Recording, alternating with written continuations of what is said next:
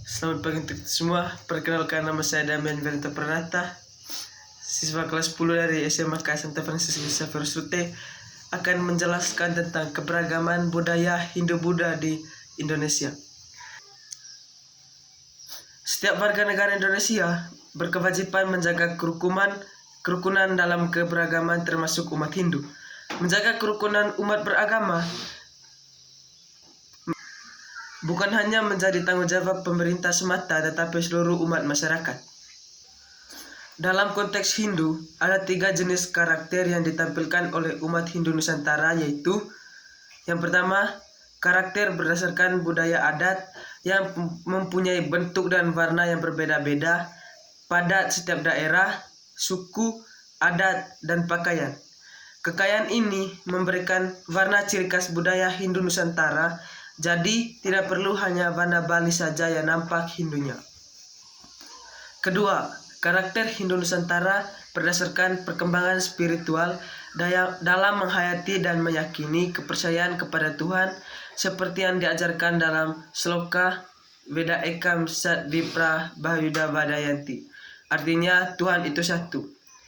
Orang bijak menyebutnya dengan banyak nama, ada Sang Hyang Tunggal, dan lain sebagainya. Yang ketiga, karakter Hindu Nusantara berdasarkan perkembangan ritual yang dilakukan masyarakat. Yang memberikan warna dan corak yang berbeda satu dengan lainnya. Ini seperti yang diajarkan dalam kitab Sutasoma, Bhinneka Tunggal Ika Tan Yana Dharma Mangroa, artinya perbedaan adat, budaya, corak keyakinan dalam penghayatan tersebut bukan sebagai perpecahan, tapi menunjukkan kebenaran itu satu. Jadi perbedaan warna budaya, adat istiadat dalam penghayatan keyakinan kepada widiwasa dalam sebuah kasnah yang kaya untuk memperkuat negara kesatuan Republik Indonesia. Adapun pengaruh keberagaman Hindu-Buddha di Indonesia, yang pertama, seni bangunan. Salah satu bentuk peninggalan kebudayaan Hindu-Buddha di Indonesia adalah seni bangunan. Dalam buku kehidupan masyarakat pada masa praksara, masa Hindu-Buddha, dan masa Islam, perkembangan Hindu-Buddha di Indonesia telah membawa pengaruh besar dalam berbagai karya seni dan kerajinan maupun bangunan. Salah satu hasil karya adalah candi. Bagi Hindu dan Buddha, candi memiliki fungsi yang berbeda. Bagi candi bercorak Hindu berfungsi sebagai makam, sementara candi bercorak Buddha memiliki fungsi sebagai tempat pemujaan atau peribadatan. Contoh candi bercorak Hindu adalah Candi Prambanan, dan candi bercorak Buddha adalah Candi Borobudur. Seni berkembang cukup maju karena profesi ini juga dibutuhkan di masyarakat. Pengaruh Hindu-Buddha kemudian diimbangi dengan berbagai peninggalan yang bercorak kebudayaan tersebut. Peninggalan yang berupa artefak maupun tekstual, baik yang utuh maupun telah meyakinkan bahwa pengaruh Hindu-Buddha pernah menancap sangat kuat di Indonesia. Yang berikutnya, sistem pemerintahan masa Hindu-Buddha di Indonesia. Sebelum masuk Hindu-Buddha, masyarakat Indonesia belum mengenal sistem pemerintah. Semula, pemimpinnya adalah kepala suku. Setelah Hindu-Buddha, pemimpinnya adalah raja. Jadi, sebelum masuk Hindu-Buddha di Indonesia, itu sistem pemerintahnya itu diduduki oleh kepala suku. Nah, setelah masuknya Hindu-Buddha, masyarakat Indonesia mulai mengenal pemimpin yang disebut raja. Masuknya Hindu-Buddha membawa pengaruh terhadap terbentuknya kerajaan bercorak Hindu-Buddha. Dilansir situs Kementerian Pendidikan dan Kebudayaan, dalam sistem pemerintahan terjadi pergeseran konsep kekuasaan dan politik. Dari awal model kesukuan dan hidup berkelompok, kemudian berkembang menjadi konsep kemaharajaan dengan segala aturan dan keyakinan yang melekat padanya. Berbagai nama gelar dan jabatan yang berbau India digunakan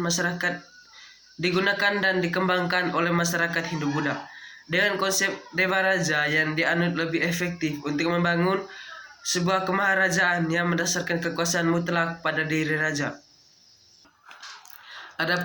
Adapun sistem lain dalam keberagaman Hindu-Buddha yang ada di Indonesia adalah sistem perdagangan. Dalam dunia perdagangan, pada masa Hindu-Buddha sudah menggunakan mata uang yang diciptakan negara sendiri. sehingga transaksi jual beli menjadi lebih praktis baik untuk perdagangan dalam negeri maupun luar negeri. Jadi kesimpulannya, sebelum masa Hindu-Buddha di Indonesia masih menggunakan sistem barter yang dimana barang ditukar sama barang. Nah, setelah masuk agama Hindu-Buddha ini, masyarakat mulai mengenal mata uang dan menghilangkan sistem barter. Karena sebelumnya transaksi masih bersifat barter, kelemahan sistem barter adalah tidak semua barang yang ditukar belum tentu diperlukan oleh orang lain dan tidak memiliki standar baku. Yang berikutnya, sistem kalender atau penanggalan. Dalam perkembangan Hindu-Buddha di Indonesia memiliki perhitungan kalender yang disebut kalender Saka. Perhitungan pada kalender Saka satu tahun skala terdiri atas 365 hari. Pada sistem kalender dalam masyarakat berkaitan dengan kegiatan-kegiatan seperti upacara keagamaan.